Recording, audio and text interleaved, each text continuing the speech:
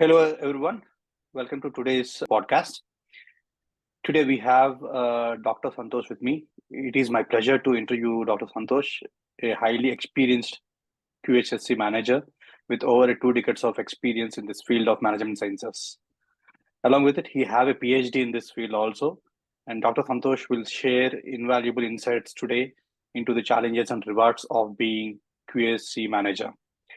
And he will also help us with his advices on what are the essential skills and qualities required for this job and the latest industry trends and best practices to stay up to date. And welcome once again, Dr. Santosh, and thank you for being here today. And Thank you very much. and today I will just a little set up context, then we'll start the conversation. And today I want to be little, in terms of open, because you have more than 2 decades of an experience. So really, our viewers are going to love this session.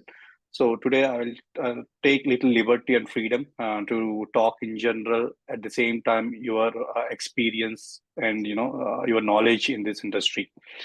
So without any further delay, I know you personally. At the same time, might be audience might want to hear about you because I already gave intro, but they want to hear from your voice in terms of what you call. So, can you help us tell us about your professional background and how you became a QHA manager and how you have been managing from 2 decades?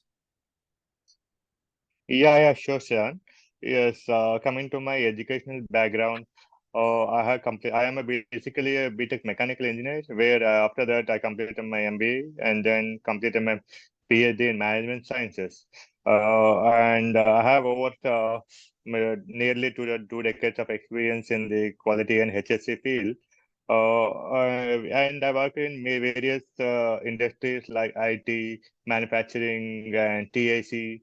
A lot of industries I have covered, so that I have a multiple diversity in the experience, and also I manage a lot different projects of IT, also as well as manufacturing and also service sector.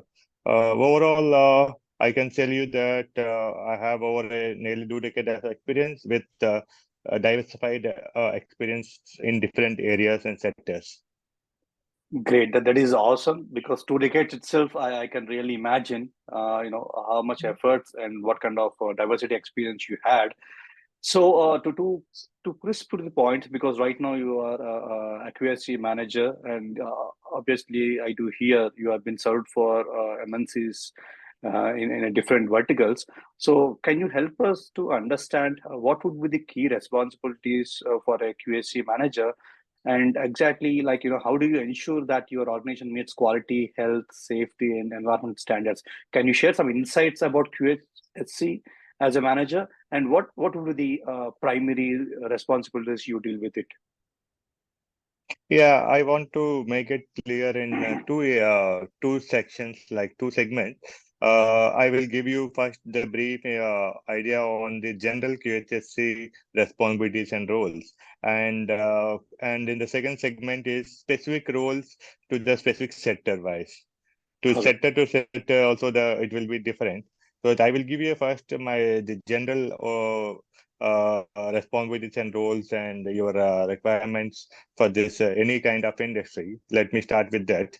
For a QHSE manager to be successful, he has to be understanding on all the legal regulations and as well as the compliance part of the organization policies, and also on the requirements, I mean, the business requirement, basically the business requirements. And these three requirements are very necessary to understand the QHSE requirements of the company, so that any QHSE manager need to, once he joins in any company, in a company, he has to understand these three areas. One is the business requirements, one is the legal requirements, and other is the company requirements. And these three requirements needs to be understand, and then they have to go about it. And coming to company requirements, means I will give you some small details on different requirements. And company requirements like uh, the employee requirements and different shareholders requirements, and also the, you can say, the customer requirements. Basically all the stakeholder requirements comes under the company requirements. And coming to the legal requirements, like the local regulations, the government registrations, and any pollution requirements and waste management requirements, these things will come under this legal requirements. And coming to the business requirements, the business may demand some kind of certifications or accreditations and other memberships. These are the business requirements, because for a particular segment of business, for example, if you see a pharma industry, everybody knows the pharma industry, and in the pharma industry, basically, the business requirement will be like US FDA. They have to get US FDA clearances. That is the basic business requirement. And coming to the IT sector, when it comes to IT sector, the business requirement will be like you have to be a CMMI level 3 or 5. That is a business requirement. And coming to any means, my specific industry, like I am working presently in the TIC industry, and for the past 10 years, I am into this TIC industry, and more than 10 years. In the TIC industry, basically, you have a lot of business requirements on the accreditations, certifications, and also memberships. And coming to the accreditations part, like ISO 17025, ISO 17020, and coming to the certification requirement, like ISO 9001, ISO 14001, ISO 45001. These are all the certification requirements. And coming to the membership requirements, you need to be member with the global organizations like TAC Council and your GAFTA, FOSFA, and IFA. These are the membership requirements. So that there will be different requirements you have to comply, and then you have to make the company strive towards attaining all these things to be in the business for a long and sustainable. Great. And this is what, let me complete one more thing. This is the general requirement, and I told you the specific company to company and business to business, there will be specific requirement. Those things we will discuss later. Okay. Sure, definitely. Thanks a lot, Santosh, for the brief. And as my understanding, you have been referred for an organization or any enterprise for their complaints or accreditations or their security or their quality. So these are all comes under your domain, which will make sure enterprises have been adhered to all the requirements to run the business. Is my understanding right? Yeah, of course. And not only the compliance requirements, I can say now the QHSE role was a little bit more compared to earlier, I mean, a decade earlier. It was the QHSE manager's role will be only the compliance requirement. If you satisfy all the compliance requirements and monitoring, that will be fine. But from you can say from 2010 onwards, it was entirely changed. It's not only a compliance requirement you have to satisfy, you have to also focus on the improvement initiatives, like implementing the Lean Six Sigma, balanced scorecard. Yeah, a lot of improvement initiatives we need to, means as per the business requirement, as per the company requirements and the suitability, we have to select the improvement initiatives, and we need to improve the business also in terms of cost cutting, or else in terms of quality improvements, in terms of safety improvements. Yeah, what are the improvements? You have to do the improvement initiatives also, not only the compliance requirements. Got it. So, if I understood appropriately, so irrespective of industry, your QHSE manager is going to play a role in terms of it might change the requirements for specific industries, but the role might be a high level would look common, right? That's what you mean to say. Of course, from 2010, a decade from now or decade from earlier, the things has been changed. How the QSC manager roles has been evolved over the time. But from it will apply still applicable for all the industries, irrespective of whether it's IT or non-IT or mechanical or TFC or pharma. So it's applicable for all the industries, right? Yes, if you see in the eagle eye, yes, it is mostly it will be same for any kind of industry. Got it. Thank you, Santosh, for the confirming. And since QHSC is security is also one of the part of it, security and safety. If I'm not wrong, it might be right term is safety. So, how do you assess and mitigate the risks with your organization? And what usually the steps or precautions you take to prevent accidents or to prevent any incidents from the occurring. Because as part of QHSE, one of the vital role it might be safety and environment, and health also comes into place. So how do you make sure this kind of risks you mitigate it? Yeah, for any company or for any organization to be successful in mitigating the risk, there will be two kinds of risk assessments a company will be doing. As a QHSE manager, we need to ensure that there will be two levels of risk assessments deployed in the organization. At the first level, it is a top management risk analysis, where with the top management, a business level risk analysis will be done. And in the second level, you will be having the HIRA, hazard identification and risk assessment. That assessment is on the ground level, where you will be identifying all the hazards or all the kind of risks which are in place or which are potentially can occur. We will be identifying all the kind of risks properly through the HIRA. We have a HIRA. It's an system. It's like you can say a tool where we will identify the risks and hazards, and we will take appropriate actions, mitigation measures to control those risks and hazards, and we will keep the workplace safe. Okay, got it. Got it. So in the same line, the question I'll extend a little bit on how do you manage and communicate changes to the QHSE regulations? Because I know you have been mitigating and you are assessing, but at the same time, there is always a changes in consistency in in the regulations from the government or from any other third parties. So how do you make sure and communicate and amend those changes, and how do you ensure that your organizations have been stay up to date with the latest requirements? So how frequent it happens, and how do you do that? Yeah, there are two kinds of changes generally an organization will try to do it. Requires, if you see the requirement part.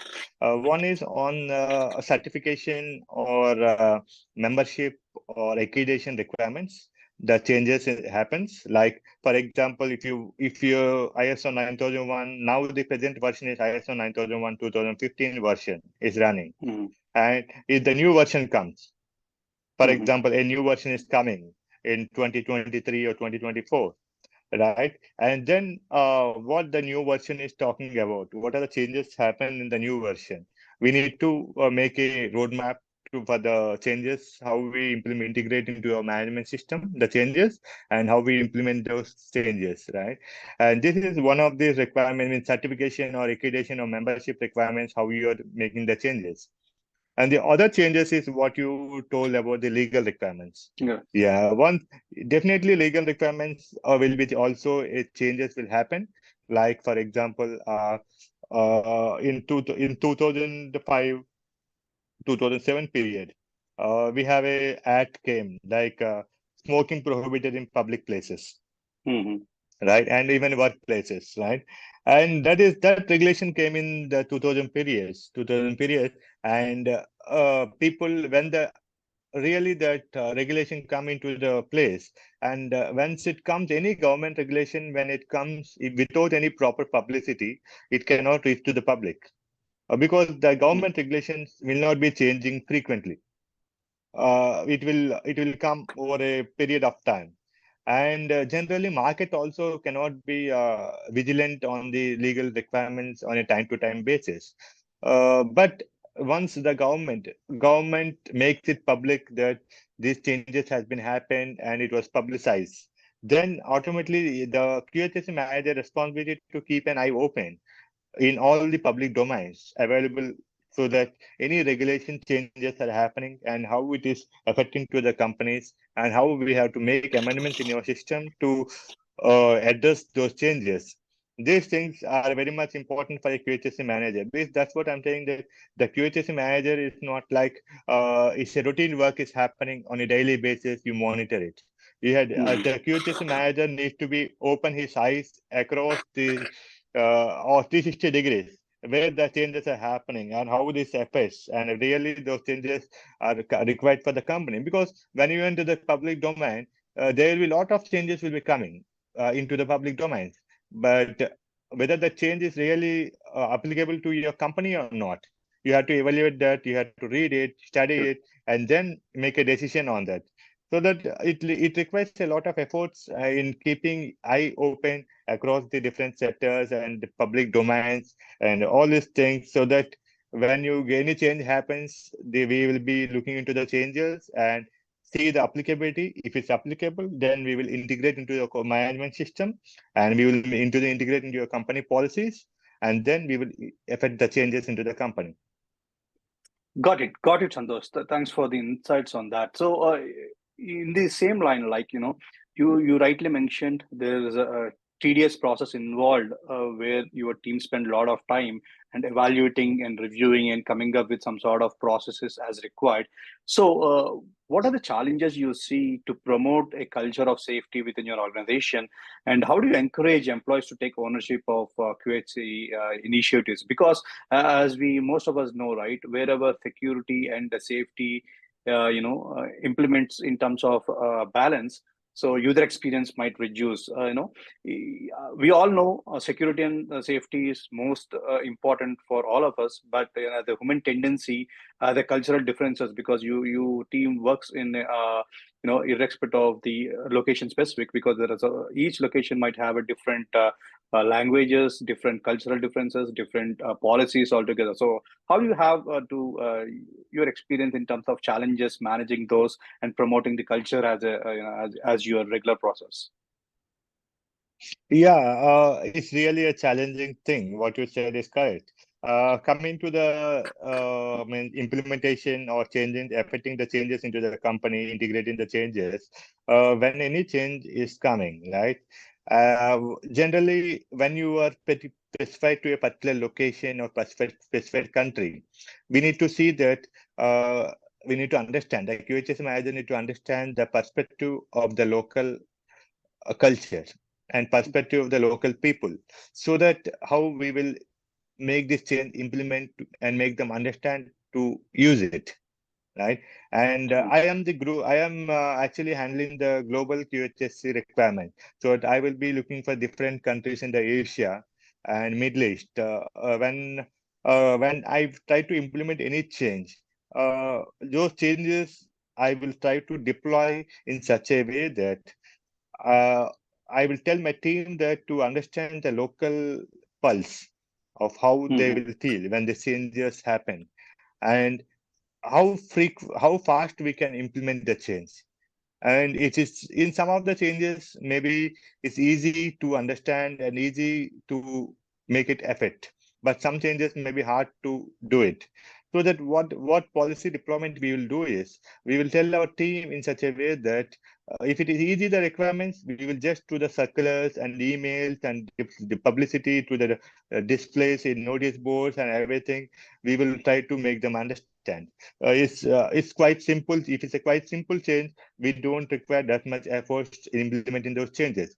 But coming to any significant changes, which requires a lot of tedious efforts and tedious mindset changes, then what we will implement a different kind of measures. Like, we will provide them the basic awareness campaigns. We will run the campaigns. We will provide the trainings, and we will make them understand the changes and how it impacts the business and how it impacts our company. All these things we will try to make them understand through running the campaigns and to displaying the posters, and and educating them by providing one-to-one trainings, and as well as running promotions and incentives, providing some incentives in implementing the changes. Yeah, these are all the kind of tools we will use while any kind of big change which is required and which is very difficult to implement. And these kind of tools we will use in implementation of these changes. Great.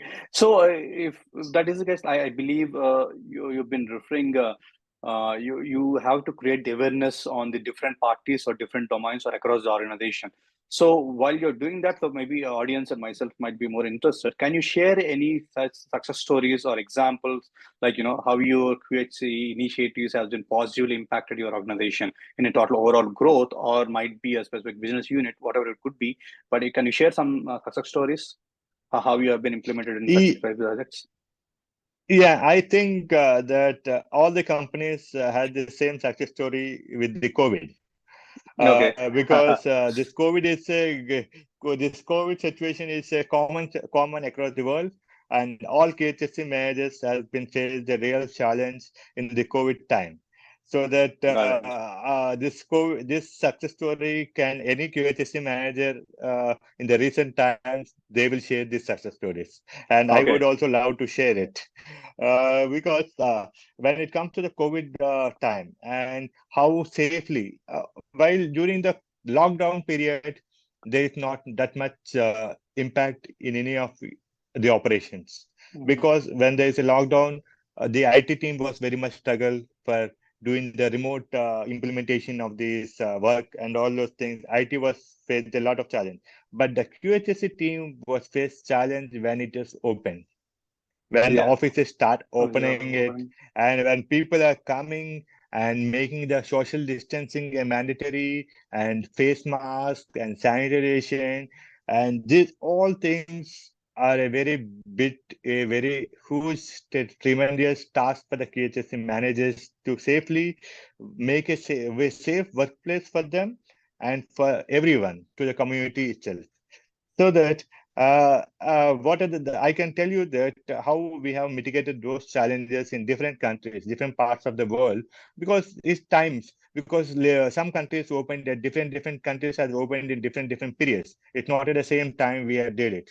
So Sure. that as per the regular means local government regulations, there have been different countries have been open in different times, time periods, and time zones, and we have made a system in such a case that we have been propagating the newsletters, and Mhm. we have been started using the monthly newsletters on the COVID. What are the best practices, whether the United Nations has been observing, and how what kind of best practices we can implement in the organization to avoid the effect of COVID, and to if anyone was affected, how to make him properly isolated, and all these measures we have been sharing through the newsletters to all the locations and all the employees to a systematic way.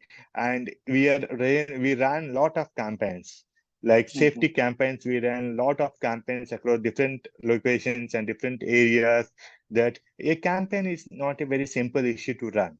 A campaign involves a lot of efforts, like planning of the posters and planning of how we deploy the posters, how we one-to-one talks we will engage, and how effectively we can address the infrastructure issues. And all these things will come under the campaign.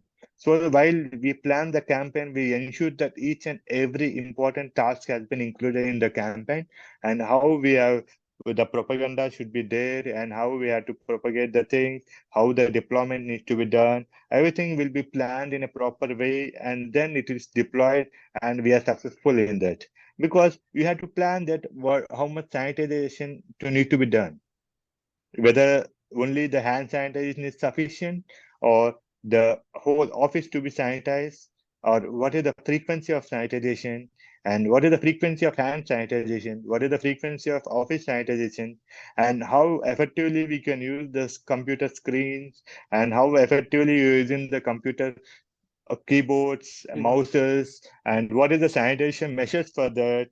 And if it's a one individual laptop was there, then how we have to take care, and how those laptops to be handled, so that only single person should be used, and it cannot be taken back to the home, and some people again can be used, and the family members cannot be used. So Yes. that we try to make a certain kind of checklists for each kind of activities, how to be safe, Yeah.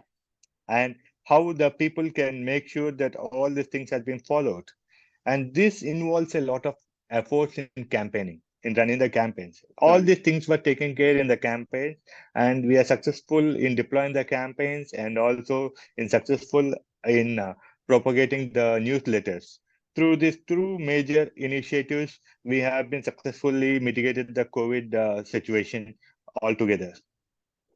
Great. One important point you mentioned, Santosh, like of course, all the points you have been is really hard work, because I can see how much hard work you guys put behind the scenes to make sure everybody is safe.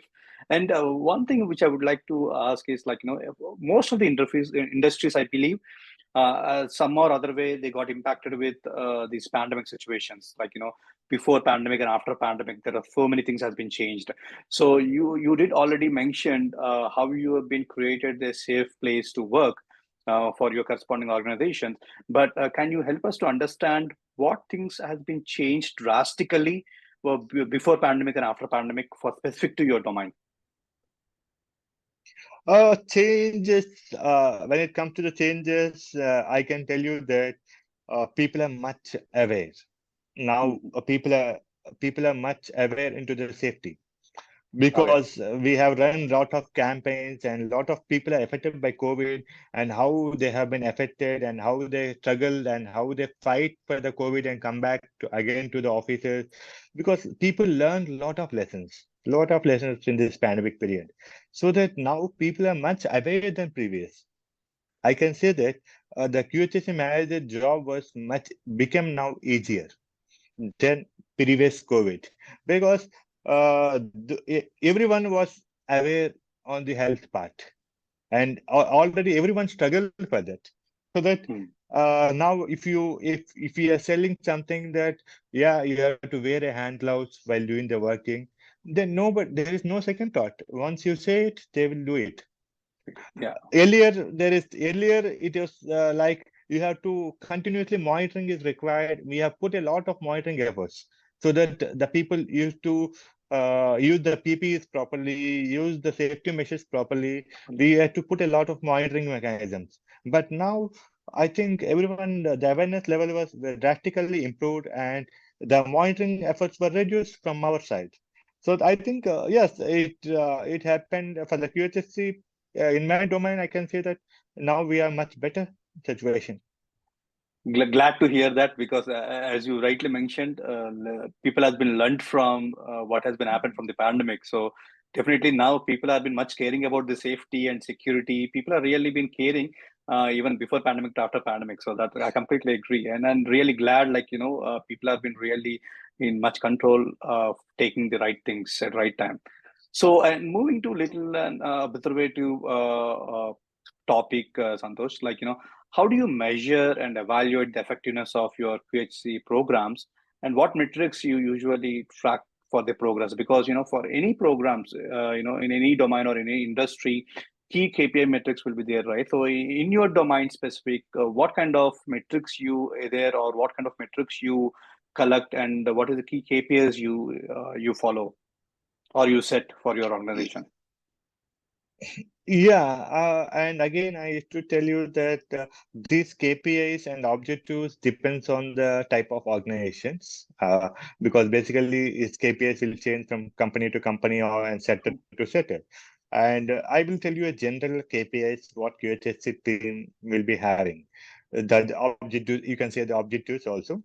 The general KPIs any QHSC department will have is on quality part. I will just segregate into the quality, health and safety, and environment. Okay, three areas. And when it comes to the quality, the thing is how fast you are addressing the customer, like your talk time, Mm. like means how fast you are delivering to the customer. So that is the talk time, what we call in technical terminology. And talk time is one of the KPI for any kind of industry, right? And talk time will be one of the basic KPI for us for in the quality terminology. And the second KPI will be the rejection rate, Mm. means how many things have been rejected, whether it can be a service industry or in manufacturing industry. How many, if it's a manufacturing, how many parts are rejected out of how many produce? If it's in service industry, how many times you are properly, means on time you have properly provided the services without any mistakes, right? So that this is second KPI what we will use in the quality. I mean, one is the Okay. talk time, and second one is the, I mean, like error Mm. free services, right? And the third one will be like like in quality, the other thing, the KPIs we will use it like without any non-conformities, means how compliant you are. Means what are the requirements? It may be like certification requirement or accreditation requirement, any requirement, the company requirement, how much you are compliant. You are 100% compliant, you are 90% compliant, or what? And the fourth KPI, the general KPI, will be the customer satisfaction. How satisfied the customers are. Whether they means generally any company will calculate the index of the customer. Means out of 100%, whether the customers are satisfied 90 or 100 or 80. It's all based on the measurement. These are the four basic KPIs will be used in the quality area. And coming to the health and safety, the first KPI will be the accidents, 0 accidents. Any company will put the objective, is clear. Means what are the quality objectives I said, those can be differing. The target can be differing based on the companies. But any company will keep the target as 0 accidents. That is a common KPI for any company. So 0 accidents is the one of the common KPI, and the next KPI on the health and safety will be like number of trainings, number of safety trainings you provide. Whether you provided 100% employees has been covered for the trainings or not.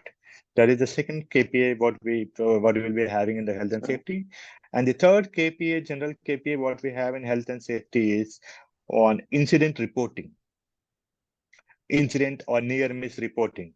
Like it is not that only we will take some action when anything happens. Actually, we should be in a proactive measures. As a proactive measures, we will encourage the employees to report any potential problems. If they see any potential problems which can happen, that we call it as a near miss. So that we will encourage the employees in providing the near misses, so that we will take action on that, so that that will not occur again. It will not occur at all, because it's a potential non-conformity, a potential problem, so it will not occur. So this near miss reporting or incident reporting, we will call, it's like one of this KPI, the third KPI on the health and safety. And yeah, these are the three general KPIs any company can put, and any company will be using it. And on the environment side, when it comes to environment side, the general KPIs will be simple, like reducing the paper wastage, reducing the power wastage, reducing the water wastage, reducing the fuel wastage. All these wastages to reduce: fuel, power, paper, water. These are the things. These are the common KPIs for the environment, right? Nowadays, apart from QHSE, the QHSE managers now thinking and now got into the advanced level of sustainability. Now we have got the new kind of roles like sustainability initiatives, sustainability objectives also, like how you are implementing the circular economics. These kind of objectives came into the place. Means you can say in the present scenario, it is not QHSE only, it is QHSES. QHSES. Sustainability also included into our it is keep on evolving. So far as you mentioned, from a decade ago to now, it has been evolved. From now on, even to the next decade, it might be changing drastically by adding sustainability. We don't know what might come up for to sustain across the board, because one of the important thing, environment is going to take a major turns and twists for us. So that's a great elaborative, Santosh, regarding the KPIs. So and for my understanding, specifically, Santosh, like you have been defined, or you have been observed, like these are the generic KPIs, obviously corresponding to different industries. They have so many other KPIs in place. But how do you communicate this information, especially the QHSE information, to the employees and stakeholders? And how do you ensure that everyone understands their role in this ecosystem? And how do you make sure they are maintaining the QHSE standards all the time? Yeah, means you are asking two questions. One is how we ensure the people and employees understand the things, requirements. And the other thing is monitoring the employees in complying the requirements. Right? These are two questions.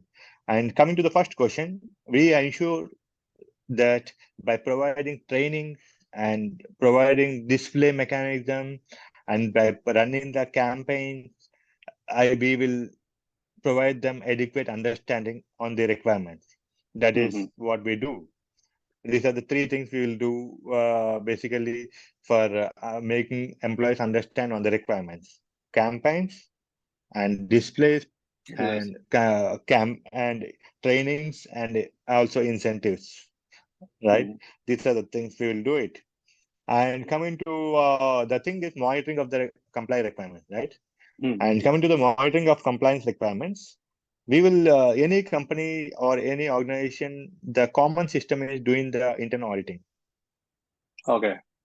Yes, internal auditing is one of the measures, but internal auditing generally will be done on a periodic basis, not on a regular basis. It's a periodic, like yearly once or every 6 months once. The period will be there. So internal auditing, through internal auditing, you will understand whether whether they are properly following it or not. That is one of the mechanism. And the other mechanism we will use it on a regular basis is providing them the checklist for each of the processes, so that they will follow the things without any missing. So display of the checklist and ask them to follow the checklist. And that is the important thing what we do, so that nothing is missed on a day-to-day basis. Right? Okay. These are the basic tools we will use in monitoring the compliance requirements. Got it. Got it. And Santosh, one more other important point which I would like to discuss. As we all, most of us know, technology is empowering most of the industries. So when coming to QHSE management and your specific domain, what do you think technology is playing a vital role over there, or technology is empowering your life, or in terms of on a day-to-day work? How exactly you see? And if technology has been empowering, like, what kind of tools or softwares you guys use, to support your initiatives? No, I think that technology already it was playing a prominent role from 2 decades onwards. Not only now. Technology is providing a big stage for improving the things very much. So that I can say that earlier we used to use Excel tools in the statistics or cost analysis. We're basically using the Excel maybe 15 years back, 15 to 20 years back, we will be using the Excel mostly on doing the things. And that time, in those periods, 2000 to 2010 period, if you see, apart from Excel, Minitab, most of the people, advanced software they will be using is the Minitab. Minitab is the tools, statistical tools and techniques. That is the Minitab software we will be using in the 2000 to 2010 period I'm talking about. But after 2010, the technology was drastically changed, and now people are using Power BI and even Excel itself. In the Excel itself, you are getting a lot of things, lot of tools are there. It was developed very drastically. You can find a lot of things by just putting in additional embedded tools. Excel can be extended to any kind of extensions. So a lot of extensions are available for Excel, so that you can do everything in Excel. And even though if you want to be more presentable, you are using the Power BI. Lot of things are coming, right? It's only because basically the QHSE manager, as part of the compliance things, you see that managing the things, you require Excel and Power BI is sufficient. But when it comes to the improvement initiatives, what I talked to you earlier, on the improvement initiatives, the technology plays maybe a different role, because you have to do a lot of intensive data research to do some kind of improvement. So then we will be using a lot of other tools in the technology, like data promulgated tools in Python, all the automation tools we can do, the automation of the systems, processes, all these things we will be doing by using the different softwares and things available at the point of time, and based on the company's spending budget requirements also. It's not limited to only one thing, right? And coming to the technology, how the technology played a different role in QHSE. Digitization also plays a very important role. Like we are digitization lot of processes in the quality management systems and HSE management system. Like we have been introducing the internal audit system also. We have digitized. When there is no Okay. forms we are writing, or nothing is there now. From starting of planning to the completion of closing of non-conformity, everything is digitized. The total process is digitized. So in the same Okay. way, management review meetings, and what are the processes, management processes are there? All the processes we are digitizing one by one, so that there will be no paper usage, and there is no means there is no point of you can say evidences. All Hmm. the evidences and process is online, so that there is no discrepancy in the processes. There is no chance of bypassing the process. So Okay. that it is very helpful. Digitization helped a lot in making the process standardized and also making the process effective. Okay, got it. So basically, technology is already potentially your guys are using, and obviously most of your applications or paperwork has been digitalized. So now you are being more effective than a couple of decades back. Yeah, completely got it. Thank you, Santosh, on that. And one other thing, even I'm interested, my viewers might be interested to know, because so far you shared a lot of very good insights on the good note or good point side. And now let's come to the other side of other phase of the industry. Like, what do you think are the biggest challenges facing QHC professionals today, and how do you stay the current with the best practices and emerging trends in the field?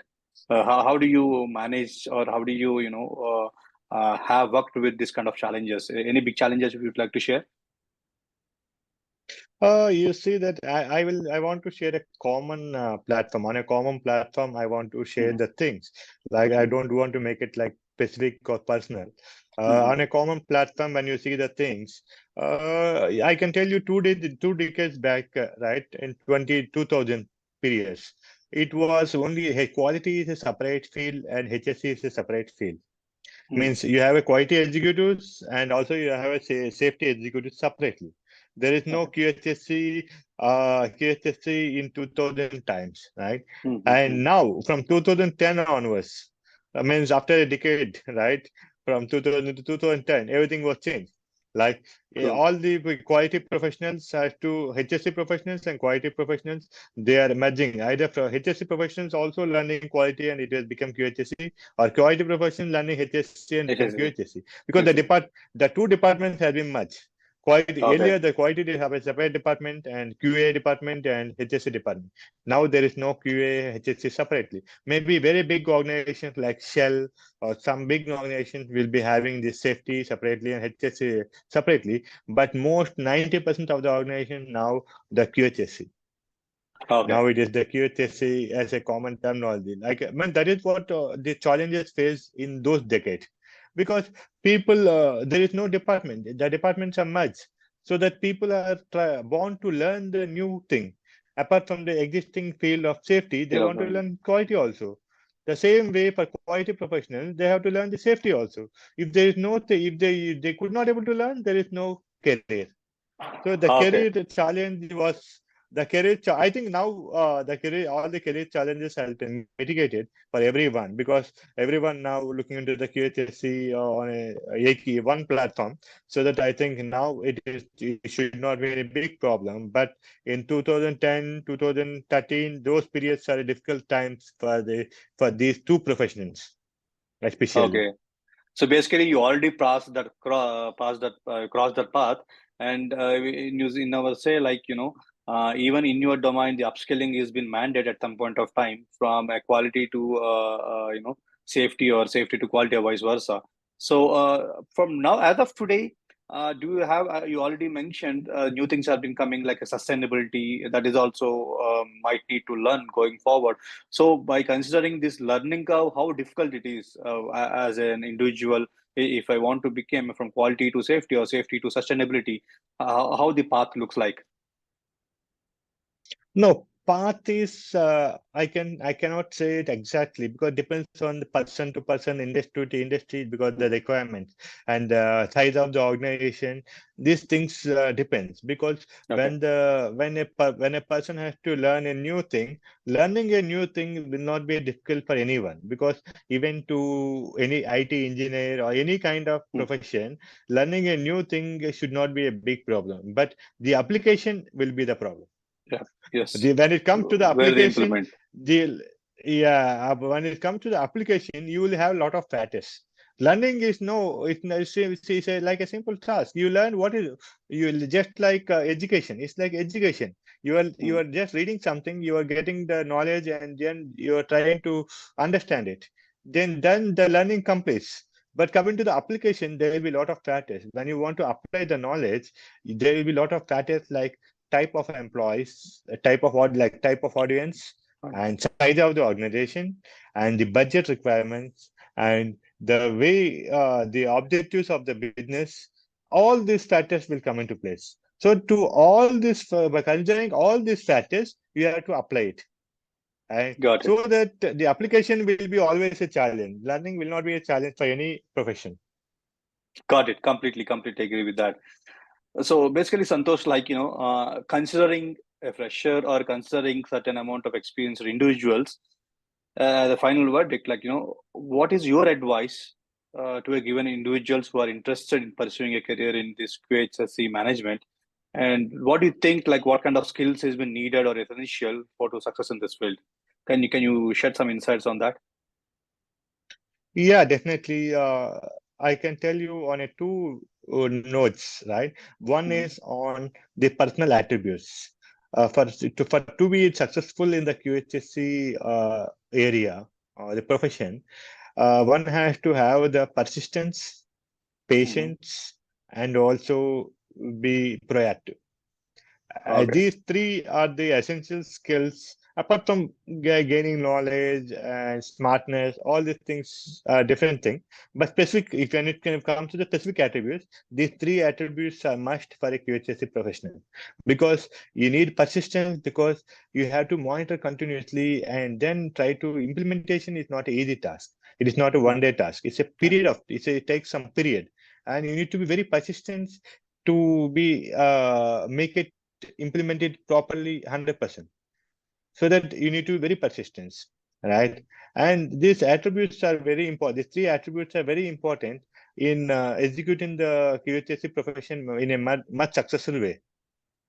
Got it. And coming to the professional attributes, the professional things, when you come to the professional attributes, the knowledge you gain and the application you have if it's a fresher, Mhm. it depends. If it's a fresher, then automatically he will be having only the learning knowledge and don't have any specific application knowledge. Technical. When then only his personal attributes plays a much important role in selection for any kind of job. Because Okay. when a fresher comes, then knowledge, they will be asking a few questions on the knowledge, but personal attributes must be much important in the by securing a QHSE profession. But for an experienced profession, then definitely application, not on the person, because already once a person got into the QHSE profession and sustained for a period of time, then automatically he will be getting all these personal attributes. If he is not getting those personal attributes, then he will again does not pursue the QHSE So profession. that's So that already the personal attributes will be overall. there in him or her. But when it comes to the application, the professionals who is having experience, then they will definitely see on the application point of view how you can well apply to any specific kind of industry, and what kind of knowledge levels you are having, and how also they will also check on your learning qualifications, like your certifications, your training certification, or your qualifications. Because one has to, you can be trained and Mhm. you have a certificate, but you don't have application, then there is a big problem. There is a Okay. big gap. So Right. that you should be, your profile should look all the certifications, and also while you go to interview, you should demonstrate the application. Then you will Right. be go through. Got it. That makes sense. And the other thing, Santosh, to just for information from the freshers kind of standpoint, would you mind us to, it's not a quantitative number which I'm not looking for, rather more generic, like, how big this market is, like, and especially in the QHSC industry, and what are the opportunities looks like? At least I'm not looking for a short term, but in a long term, is this role, if somebody choose as a fresher, So how this career looks like and how they can transform their careers in a brighter way.